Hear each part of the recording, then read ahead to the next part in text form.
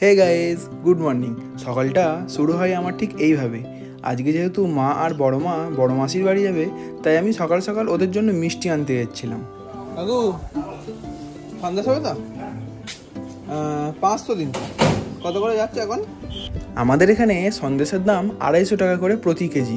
তোমাদের ওখানে কত করে কেজি একটু কমেন্টে বলে যেও। সত্যি বলতে সিঙ্গারকনের এই কাকুর দোকানের সন্দেশ সত্যি অতুলনীয়।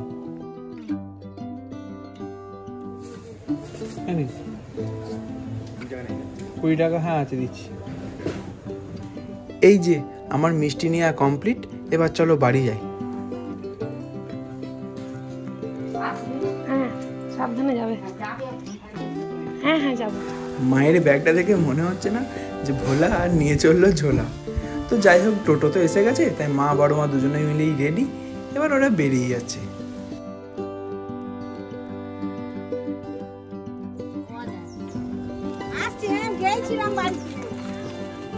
মায়েরাও সাবধানে বেরিয়ে গেল।